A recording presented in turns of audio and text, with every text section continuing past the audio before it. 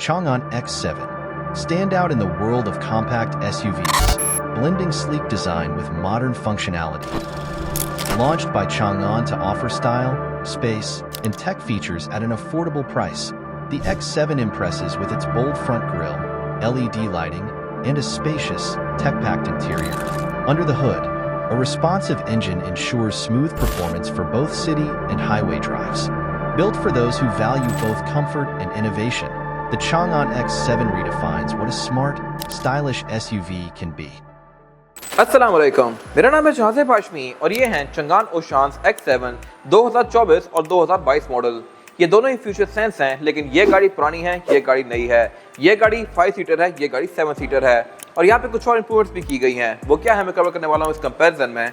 फिलहाल अगर बात कीजिए गाड़ियों की प्राइस की, तो ये गाड़ी 93 की है, ये गाड़ी 77 की है, ये 24 है, ये 22 है और ये साइकिल मोटरस्पोर्ट के पास अवेलेबल हैं। अगर आपने इनके बारे में कोई इन्फॉर्मेशन लेनी है तो आप दिए गए नंबर्स पे कॉल कर सकते हैं या फिर आप साइकिल मोटरस्पोर्ट को विजिट कर सकते हैं, जो कि रावलपिंडी में DH2 के गेट 1 के ऑपोजिट लोकेटेड है। और हमारी एक और ब्रांच भी है जो कि रावलपिंडी में मरी रोड पे लोकेटेड है। Overall these are great cars and today I am going to compare them. इस प्राइस रेंज में भी ये गाड़ियां मेरे ख्याल से बेस्ट ऑप्शंस हैं।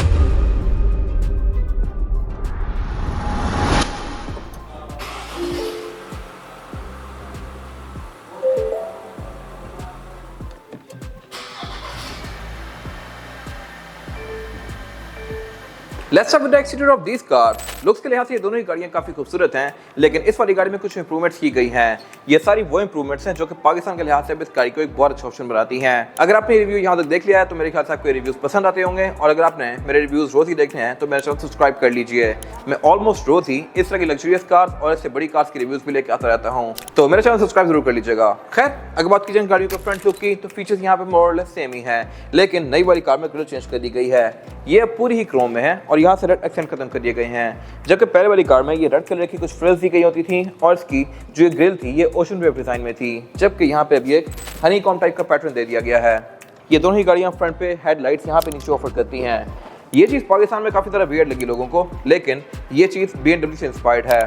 अगर आप सेंटा फे देखें तो वो भी काफ़ी हद तक BM से इंस्पायर्ड है। उसमें DRL ऊपर अलग से दी गई हैं और नीचे यहाँ पे हेडलाइट्स आती हैं। Same goes for these cars. और अगर आप नई वाली BMW iX देखें, i7 देखें, X7 देखें, जो मर्जी गाड़ी देखें, उनमें भी हेडलाइट्स इसी तरह बम्पर पर नीचे दी गई होती हैं और ऊपर यहाँ पे उनके DRL आती हैं। तो बेसिकली ये टॉप ऑफ लाइन कार से इंस्पायर्ड है। खैर, इसके अलावा नई वाली गाड़ी में एम्बलम भी चेंज कर दिया गया है, ये प्रिंटेड है। पहले ये थोड़ा सा डिफरेंट था, बाकी यहाँ पे कोई मेजर डिफरेंसेस नहीं है, सब कुछ यहाँ पे ऑलमोस्ट सिमिलरिटी है।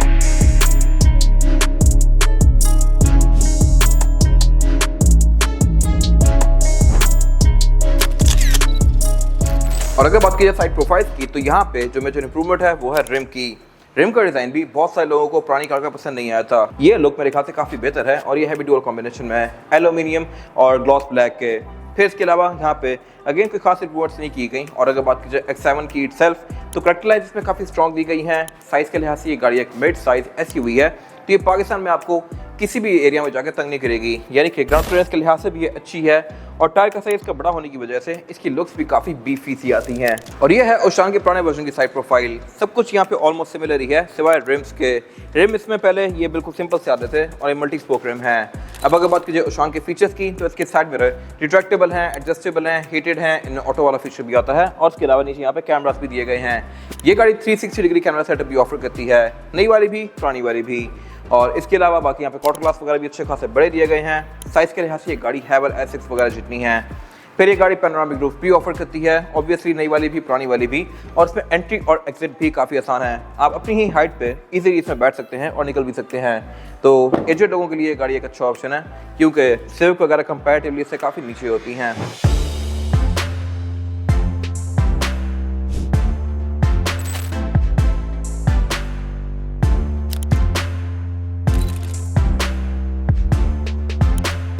और अगर बात कीजिए इन गाड़ी के रेयर एंड्स की, तो यहाँ पे कोई चेंजेस नहीं किए गए। ये दोनों गाड़ियाँ लुक्स के लिहाज से आइडेंटिकल हैं, बट अगेन लुक्स के लिहाज से हर किसी की अपनी ओपिनियन है। कुछ लोगों को ये लुक बहुत ज़्यादा पसंद आया है, कुछ लोगों को बड़ा ओल्ड स्कूल सा लगा है इसकी टेल लाइट की वजह से। मेरे ख्याल से ये लुक काफ़ी खूबसूरत है और ये इसको सही अमेरिकन कार्स वाली फील देता है। टेल लाइट्स में ये एंड टू एंड कंटिन्यू करती हैं, मोस्टली इलेक्ट्रिक कार्स की तरह। और इसके अलावा ये गाड़ी पार्किंग सेंसर भी ऑफर करती है, फ्रंट पे भी और बैक पे भी। एग्जॉस्ट इसमें बैक पे फेक दिया गया है। ये जो स्कूप्स हैं ये बेसिकली फेक हैं। अगर इनमें असल एग्जॉस्ट आते तो बेहतर था। बाकी टेलगेट इन दोनों ही गाड़ियों में पावर्ड आता है, मैं इनको रिमोट से अनलॉक कर सकता हूँ इस तरह से। लेकिन अब अंदर यहाँ पे मेजर डिफरेंस है, और वो ये है कि ये गाड़ी पहले 5 सीटर आती थी जो कि टॉप ऑफ लाइन वर्जन है। फ्यूचर सेंस होते हुए इसमें बैक पे सीट्स नहीं दी गई, जबकि इसके छोटे वर्जन के अंदर 7 सीट्स आती थी। बट अब ये गाड़ी फ्यूचर सेंस है और इसमें 3rd रो सीट्स दे दी गई हैं पाकिस्तान के कमेंट्स को देखते हुए। अब ये फ्यूचर सेंस है बट आपको इसके अंदर सीट्स नजर आ रही होंगी। ये एक यूजफुल चीज़ है, बैक पे आप इसमें आराम से 2 लोग बिठा सकते हैं, और ये चीज़ इसको S6 HEV से एक बेहतर ऑप्शन बनाती है। इसके अलावा बाकी ट्रंक कैपेसिटी के लिहाज से ये दोनों ही सफिशिएंट हैं। इसकी सीट फोल्ड करके ट्रंक कैपेसिटी इस गाड़ी की भी जितनी ही हो जाती है। बाकी आप इनके टेलगेट की हाइट को एडजस्ट कर सकते हैं, उसकी गाइड मैंने बनाई हुई है ऑलरेडी, जो कि आप मेरे फेस जाकर देख सकते हैं। बाकी इनमें स्पॉइलर, वाइपर सब कुछ सेम टू सेम है।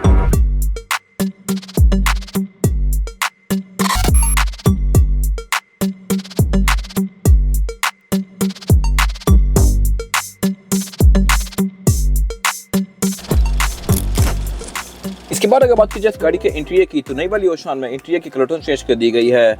ये रूम अब चॉकलेट ब्राउन कलर में है, जबकि पहले इसका रूम आइवरी आता था जो कि बहुत ब्राइट और लाइक ऑलमोस्ट प्योर वाइट ही होता था। उस गाड़ी में निशान बहुत जल्दी पड़ते थे। आपकी अगर ब्लू जीन्स है, आप उसमें बैठे और कुछ टाइम यूज करें, आपकी सीट थोड़ी बहुत ब्लू सी हो जाएगी, और उसके अलावा इसमें पेंट भी निशान छोड़ती है और आपके हाथों के निशान भी इसमें काफी जल्दी आएंगे, जबकि ये गाड़ी कंपैरेटिवली उससे काफी इंप्रूव्ड है। इस तरह से इसका इंटीरियर थोड़ा सा डल है और ये वैसी कलर टोन है जैसे कि लैंड क्रूजर्स वगैरह में आती है और पोर्शा वगैरह में आती है। इस पे निशान उतनी जल्दी नहीं पड़ते। सेम गोस फॉर सीट्स, ये भी कोई खास मैरी नहीं लगती और साफ करने पर इजीली साफ भी हो जाती हैं। फिर ये गाड़ी फीचर्स तो बहुत अच्छी ऑफर कर रही थी। इसमें सीट्स हीटेड भी आती हैं, वेंटिलेटेड भी आती हैं। ये मेरे ख्याल से एक बहुत अच्छी चीज़ है। वेंटिलेशन वाला फीचर बहुत नई गाड़ी में होता है यूजुअली। इसके अलावा अगर बात की जाए इंप्रूवमेंट्स की, तो इंटीरियर कलर टोन के अलावा इसका स्टीयरिंग व्हील भी इंप्रूव किया गया है। ये स्टीयरिंग व्हील अब लुक्स के लिहाज से काफी डिफरेंट है। लेफ्ट और राइट पे जो कंट्रोल्स दिए गए हैं, इनकी फील भी डिफरेंट है। पहले वाला बेहतर था या अब वाला बेहतर है? आपकी क्या राय है, कमेंट सेक्शन में मेंशन कीजिएगा। लेफ्ट पे इसका क्रूज दिया गया है, राइट पे मल्टीमीडिया दिया गया है। और अगर बात की जाए मीटर की, तो मीटर के ग्राफिक्स भी अब इंप्रूव कर दिए गए हैं। ये पूरी ही स्क्रीन है और आपको ट्रेस, एवरेज किलोमीटर पर litre, outside temperature, tyre pressure monitor, ये सारी चीजें शो करवाती है। ओवरऑल मेरे ख्याल से इसकी फील अब पहले से बहुत ज़्यादा बेहतर हो गई है। पहले वाली स्क्रीन काफी हद तक BMW से इंस्पायर्ड लगती थी, स्टीयरिंग भी और स्क्रीन भी। फिर इसके अलावा हेडलाइट्स की ऑटोमेटिक फीचर के साथ आती हैं। फॉग के कंट्रोल भी इसमें यहीं पे दिए गए हैं। वाइपर्स पे नॉर्मल से हैं, अगर ऑटो होते तो मेरे ख्याल से बेहतर था। फिर इसके अलावा मीटर की हाउसिंग इसकी ये बेहतर हो सकती थी, ये बिल्कुल ची प्लास्टिक की है। लेकिन बाकी इसका डैशबोर्ड अच्छी क्वालिटी में है, अच्छी इसकी फिनिश है। फिर इसके अलावा front PHR air vents offer करती है। सेंटर में मल्टीमीडिया स्क्रीन दी गई है। ये Bluetooth, aux, USB, Android auto और एप्पल कारप्ले भी ऑफर करती है। फिर इसके अलावा नीचे इसका क्लाइमेट कंट्रोल दिया गया है जो कि टच वाला ही है। यहाँ पे जो इसकी फील है वो भी थोड़ी सी डिफरेंट कर दी गई है, क्योंकि डैशबोर्ड भी अब इसका ब्राउन लेदर के साथ आता है। नीचे यहाँ पे नॉर्मल कप होल्डर्स वगैरह दिए गए हैं, गियर सेलेक्टर दिया गया है। ये सारा पैनल इसका सेम है। यहाँ पे एक चीज़ वियर्ड है, और वो ये है कि मेरे पास यहाँ पे जो कंट्रोल्स दिए गए हैं हीटेड और कोल्ड सीट्स के, वो ड्राइवर के नहीं बल्कि पैसेंजर के हैं। ये चीज़ इंप्रूव हो सकती थी बट नहीं की गई। इसके पीछे एक वजह भी है, वो क्या है मैं कवर करूँगा अभी दूसरी गाड़ी में। पार्किंग ब्रेक इलेक्ट्रॉनिक आती है। सेंटर कंसोल अच्छा खासा स्पेशियस है। और अगर बात की जाए रेयर पैसेंजर्स के लिए सीटिंग कैपेसिटी की, तो ये इस गाड़ी में डिसेंट है। मेरे पास लेग रूम भी यहाँ पे सफिशिएंट है और हेड रूम भी। लेकिन यहाँ पे एक और अच्छी चीज़ ये है कि आप इन रेयर सीट्स को एडजस्ट कर सकते हैं आगे पीछे इस तरह से। इसका फ़ायदा ये है कि अगर लेट सपोज यहाँ पे ज़्यादा लोग नहीं बैठे, या अगर बैठे भी हैं और उनको बहुत सारा जगह नहीं चाहिए, तो मैं ज़रा सी सीट को आगे करके ना इस तरह से, मेरे पास लेग रूम सफिशिएंट है अभी भी, लेकिन अब पिछले पैसेंजर्स का लेग रूम बेहतर कर सकता हूँ। ऑब्वियसली क्योंकि ये गाड़ी 7 सीटर है। फ्यूचर सेंस में पीछे भी सीट्स दे दी गई हैं, 3rd रो सीट्स जो कि पहले नहीं आती थी। इन सीट्स को मैं फोल्ड करके बैक पे जा सकता हूँ। 3rd रो सीट्स एंटर होने के लिए यहाँ पे एक लैच दिया गया है, इसको ऊपर करके मैं इसकी 2nd रो सीट्स को फोल्ड करके यहाँ बैक पे साइन से एंटर कर सकता हूँ। और यहाँ पे लेग रूम भी 2 लोगों के लिए सफिशिएंट है। और इसके अलावा फिर इसमें फीचर्स तो बैक पे अच्छे दिए ही गए हैं, जैसे कि centre console, air vents, charging outlet वगैरह। फिर ये गाड़ी पैनोरामिक रूफ भी ऑफर करती है, जो कि रेयर पैसेंजर्स का रूम इस गाड़ी में काफ़ी खूबसूरत बनाती है। और अब अगर बात की जाए ओशान एक्स7 पुराने वाली कार के इंटीरियर की, तो इसका इंटीरियर आइवरी और ब्लैक के कॉम्बिनेशन में है। ये इंटीरियर देखने में ज़रा प्रीमियम है, लेकिन obviously with the passage of time ये गंदा जल्दी होता है। खैर, हर किसी की अपनी ओपिनियन है। कुछ लोगों को ये इंटीरियर ज़्यादा बेहतर लगेगा, मैं मेरे ख्याल से उनमें से हूँ। फिलहाल अगर बात की जाए गाड़ी के स्टीयरिंग व्हील की, तो स्टीयरिंग व्हील इसका ग्रिप के लिहाज से ज़्यादा बेहतर है और इसकी फील ज़रा प्रीमियम है। नई वाली कार में कुछ चीज़ें थोड़ी गिमिकी सी हैं और इतनी मजे की नहीं है। जो ये बटन्स हैं वो पूरा बेसिकली एक ही पैनल है, और आप प्रेस कहीं कर रहे होते हैं, प्रेस कहीं हो रहा होता है, तो मेरे ख्याल से इसकी फील ज़्यादा बेहतर है। इसमें जो बटन्स हैं ये इंडिविजुअल हैं, और इसके अलावा इसके स्टीयरिंग में ये लेदर स्टिचिंग दी गई है जो कि इसकी लुक को बेहतर बना रही है। हेडलाइट इसकी ऑटोमेटिक फीचर के साथ हैं, साथ ही यहाँ फॉग के कंट्रोल भी दिए गए हैं। वाइपर इसमें रेन सेंसिंग नहीं आती, ये सिंपल से ही है। और अगर बात की जाए इसके मीटर की, तो मीटर इसका सेंटर में स्क्रीन दी गई है। साइड पे गेजेस जो हैं वो बेसिकली लाइट्स हैं जो कि सिर्फ ऑन ऑफ होती हैं। सेंटर वाला एरिया काफी हद तक कॉन्फ़िगरेबल है। इसके डिफरेंट मेन्यूज के बीच में लेफ्ट स्पोक पे दिए गए कंट्रोल से नेविगेट कर सकते हैं इस तरह से। और इसके अलावा ये गाड़ी आपको बेसिकली स्पीड, आरपीएम, गाड़ी के जो सेंसर्स वगैरह हैं वो कितने ऑन ऑफ हैं, क्या फीचर्स इसके वर्किंग में हैं, वो सारी चीज़ें शो करवाती है। और बाकी मीटर की हाउसिंग इसमें भी चीप प्लास्टिक की है। डैशबोर्ड इसका सारी सॉफ्टवेयर पैडिंग की फिनिश में है। लुक्स मोर लेस नई गाड़ी की और पुरानी की सेम ही है, बस यहाँ पे कलर थीम चेंज कर दी गई है। पुरानी वाली कार में जो डैशबोर्ड का नीचे वाला एरिया है प्लास्टिक वाला, ये भी वाइट है। नई वाली में ये ब्लैक कर दिया गया और उसके अलावा ये वाला एरिया ब्राउन कर दिया गया। स्क्रीन इसकी नॉर्मल सी है। नई वाली कार में फीचर्स के लिहाज से ज़्यादा इंप्रूव कर दी गई है। नीचे climate control same to same दिया गया है, सिंगल जोन। नई वाली कार में भी सिंगल है, पुरानी में भी सिंगल है। नीचे अगेन सब कुछ सेम टू सेम है, गैस सेलेक्टर भी सेम है। और अब अगर रीजन डिस्कस की जाए कि इसके फंक्शन फ्लिप्ड क्यों हैं, तो वो ये है कि बेसिकली ये गाड़ी पहले लेफ्ट हैंड ड्राइव होती होगी मेरे ख्याल से चाइना वगैरह में, लेकिन जब इसको राइट में कन्वर्ट किया गया तो ऊपर की तो मोस्टली चीज़ें कन्वर्ट कर दी गई, लेकिन नीचे की चीज़ें वैसे ही रह गई। यहाँ पे जो कंट्रोल्स दिए गए हैं ये बेसिकली पैसेंजर के कंट्रोल्स हैं, वेंटिलेटेड सीट्स के और उसके अलावा हीटेड सीट्स के, जबकि अब ये ड्राइवर के पास आ गए हैं। लेकिन यहाँ वाले जितने फीचर्स हैं ये पैसेंजर की सीट को कंट्रोल करते हैं। अगर मैं यहाँ से कूल सीट्स ऑन करूँगा तो पैसेंजर की सीट ऑन होगी, ये मेरे ख्याल से एक वियर्ड चीज़ है। और इसके अलावा ड्राइवर की कूल सीट को ऑन करने के लिए कंट्रोल्स पर यहाँ पे दिए गए हैं। इसके अलावा पार्किंग ब्रेक जो है ये ड्राइवर के पास होनी चाहिए, पैसेंजर के पास नहीं। बट इस गाड़ी में उल्टा है, पैसेंजर के पास पार्किंग ब्रेक है और मेरे पास गाड़ी के फीचर्स हैं।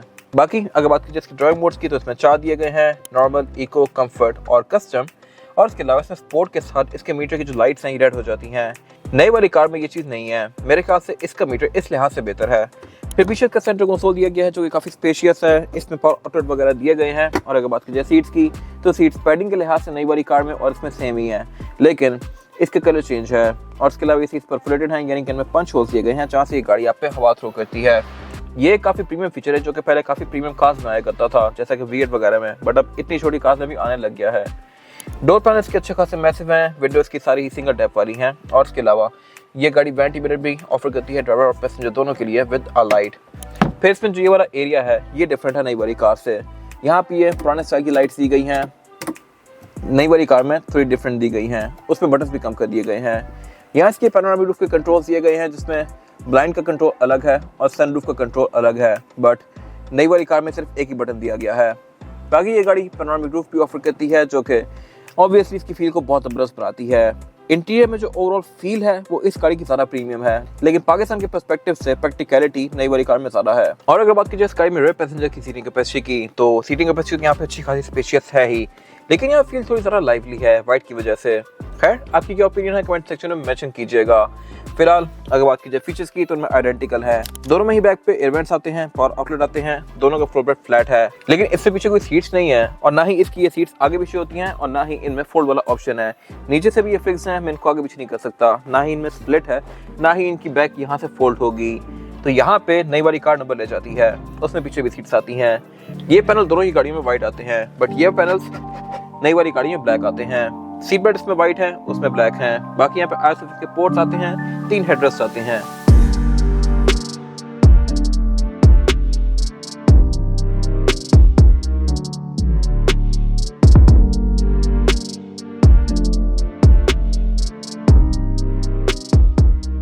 इसके बाद अगर बात की जाए इन गाड़ियों के इंजन की, तो इंजन दोनों में ही सेम टू सेम आते हैं। 1.5 लीटर टर्बोचार्ज पेट्रोल, ये दोनों ही गाड़ियां सेम इंजन ऑफर कर रही हैं ब्लू कोर सीवीटी की बैजिंग के साथ। इंसुलेशन दोनों में ही बराबर दी गई है, कुछ भी यहाँ पे इंप्रूव नहीं किया गया, बट इंप्रूवमेंट का मेरे ख्याल से स्कोप था भी कम ही। ये दोनों ही गाड़ियां पाकिस्तान के मार्केट के लिहाज से काफ़ी अच्छे से चल रही हैं। ये इंजन 1500 टर्बो है, पाकिस्तान के पेट्रोल के लिहाज से ठीक ही जा रहे हैं। इंजन भी इसका काफ़ी अच्छा खासा बड़ा है। इंजन इटसेल्फ कंपैरेटिवली अंदर छोटा सा दिया गया है। अगर बात करें परफॉर्मेंस फिगर्स की, तो ये गाड़ी 185 हॉर्स पावर प्रोड्यूस करती है with 300 newton meter of torque, जो कि एक बहुत अच्छा फिगर है। और आपको 300T लिखा हुआ बैक पे भी नजर आएगा, जो कि ऑब्वियसली शो करवा रहा है कि ये गाड़ी 300 टॉर्क प्रोड्यूस करती है। ये एक सफिशिएंट फिगर है इस बॉडी साइज के लिहाज से, ये बहुत भागती है। और इसके अलावा ट्रांसमिशन इसमें DCT आती है, डुअल क्लच ट्रांसमिशन। इसकी फील कंपैरेटिवली आम गाड़ी से थोड़ी सी डिफरेंट होती है। आम गाड़ियाँ अगर थोड़ी सी ट्राई पे खड़ी हैं और आप गाड़ी को डी में डाल देते हैं तो वो पीछे नहीं जाएगी, जबकि ये गाड़ियाँ डी में डालने के बाद भी पीछे स्लाइड हो रही होती हैं। वो मेरे ख्याल से एक वियर्ड चीज़ है। इसी तरह अगर आप गाड़ी रिवर्स करते हुए डी में डालते हैं तो ये गाड़ी पीछे जाती रहेगी आम गाड़ियों की तरह, मैनुअल कार्स की तरह, जबकि बाकी गाड़ियाँ रिवर्स करते हुए अगर आप डी में डालते हैं तो फिर रुक जाती हैं या आगे चल पड़ती हैं। तो इसकी फील थोड़ी सी डिफरेंट है। लेकिन इटसेल्फ ही अच्छी ट्रांसमिशन है, परफॉर्मेंस काफ़ी अच्छी दे रही होती है। और इसके अलावा बाकी इन दोनों के ही बोर्ड के अंदर इंस्टॉलेशन दी गई थी, ये मेरे ख्याल से एक अच्छी चीज़ है। शुरू से ही चंगान ने इस गाड़ी में भी क्वालिटी काफ़ी अच्छी ऑफर की थी, but with the passage of time Pakistan की ऑडियंस का फीडबैक देख के इन्होंने इस गाड़ी को रिफाइन करके इसमें कन्वर्ट कर दिया है, और मेरे ख्याल से पाकिस्तान के लिहाज से ये बहुत अच्छा ऑप्शन है। अगर बात कीजिए एवरेज की, तो ये गाड़ी आराम से आपको 10-11 तक की दे सकती है, डिपेंडिंग अपॉन ड्राइविंग पैटर्न। अगर आप इसको रफ यूज़ करते हैं तो ये गाड़ी 8 पे भी आ सकती है, 7 पे भी आ सकती है। और बाकी पाकिस्तान में इसकी सपोर्ट अब काफ़ी बेहतर होती जा रही है, आपको मोस्टली मेजर सिटी से इसके पार्ट्स इजीली मिल जाएंगे।